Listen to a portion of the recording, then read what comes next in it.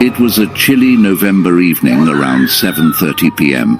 when Stephen heard the familiar sound of a motorbike pulling into the driveway. David had arrived with someone new, a girlfriend named Janet. Excited, Stephen waited, listening to the voices drifting up from the lounge below. As much as he wanted to sneak out of bed to see Janet, he decided against it this time. He could hear his mother bustling in the hallway, and he didn't want to risk being caught. Instead, he resolved to stay awake, hoping to catch a glimpse of her as they left later. At around 8:30 p.m., Stephen heard the goodbyes being exchanged. He crept to the top of the stairs and peered down just in time to see the back of Janet. She had long blonde hair and was pulling on a leather jacket. She stood by David as he fastened his jacket, complimenting his family, but adding an odd remark that froze Stephen in his tracks. "You have such a lovely family," Janet said, except for the old lady in the fireside chair. She glared at me the entire evening and didn't say a word. David turned to her sharply, his face clouding with confusion. "What old lady?" he asked. Janet described her in detail, a white-haired elderly woman in a pink flowery dress, with arthritic hands resting on a walking stick.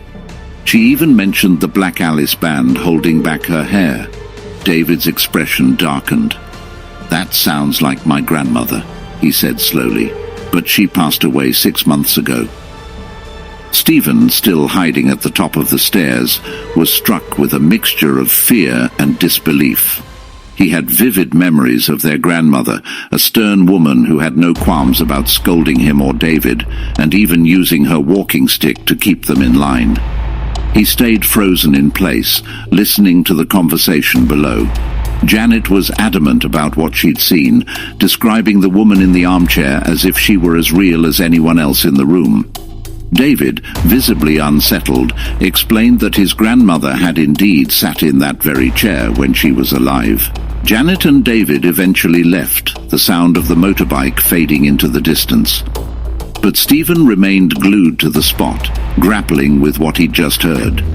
The thought of his grandmother's ghost lingering in the house was terrifying. He decided against going downstairs, fearful not only of his mother's scolding, but also of what or who might still be there. That night, Stephen left the bedroom light on. It was a small comfort, a fragile barrier against the shadows of his imagination. He fervently hoped that his grandmother's arthritis would somehow keep her ghostly form from climbing the stairs. As Stephen grew older, he began to connect the dots between that chilling night and other strange occurrences in the house. The family had moved into the house in 1959, delighted by its spaciousness and modern amenities. But from the beginning, odd things started happening. Objects would vanish from their usual spots, only to reappear in strange places.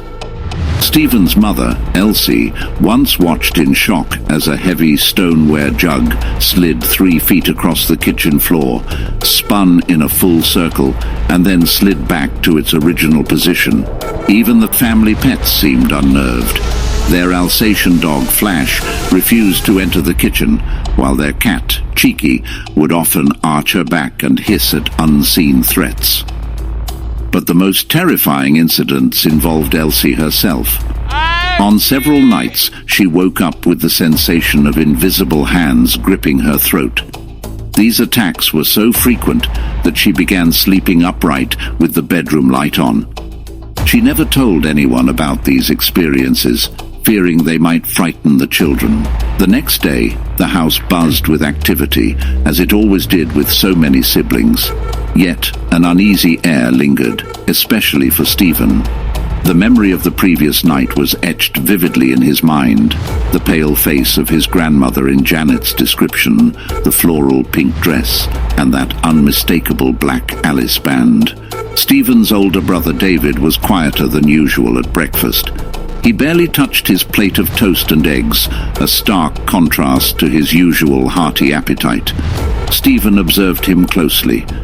The confident older brother who always seemed larger than life now seemed introspective, even troubled. Finally, unable to hold back, Stephen whispered, "David, did you really see Gran? I mean, Janet did." David hesitated for a moment before replying, "I didn't see her last night, Stevie, but Janet described her perfectly. She even mentioned that walking stick. It's hard to explain, but it's not the first time strange things have happened in this house." This admission sent shivers down Stephen's spine. "What do you mean, not the first time?" he asked, almost afraid of the answer. David sighed, lowering his voice to ensure no one else could overhear. "Do you remember when we moved in and Flash, the dog, refused to go into the kitchen? Or how Mum would sometimes wake up screaming, 'It's this house.' Mum always said it wasn't quite right. Gran used to tell her stories about old spirits who linger in places they feel tied to. I thought it was just an old wives' tale, but now, after last night..." The words hung in the air like a dark cloud. Stephen wanted to ask more, but he was interrupted by the bustling noise of the rest of the family going about their day. Later that afternoon, Stephen found himself in the attic, searching for an old comic book he swore he'd left there weeks ago. The attic was a dusty, dimly lit space filled with boxes and forgotten furniture. As he rummaged through a pile of papers, he stumbled upon a yellowed envelope with the words, "To my Elsie," scrawled in neat handwriting. Curiosity got the better of him, and he opened the envelope. Inside was a letter, unmistakably written by his grandmother. The handwriting was careful and deliberate, the words slightly faded with age. It read, "My dearest Elsie, I hope this letter finds you well. There's something I've always wanted to share but never found the right time. Our family has a gift, or perhaps a curse, to sense things others cannot. It runs deep in our bloodline. Some call it a connection to the spirit world, others mere superstition. I've felt it, and I know you've felt it too in this house. Be wary, my love. Not all spirits are kind. Some linger with intent, and others, like me, stay to protect. When my time comes, I will not leave you entirely. Know that I'll always be watching over you and the children. Never fear the shadows, Elsie. It is only the unspoken past trying to reach out. With love, Mother." Stephen's hands trembled as he finished reading the letter. His grandmother had known all along. She had anticipated staying in the house even after her passing. But what did she mean by, "Not all spirits are kind"? The thought made Stephen's stomach churn.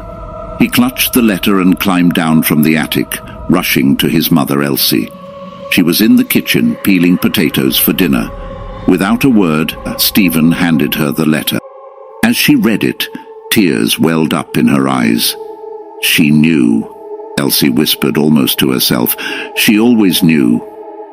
"Mum, what does she mean about not all spirits being kind?" Stephen asked, his voice barely above a whisper.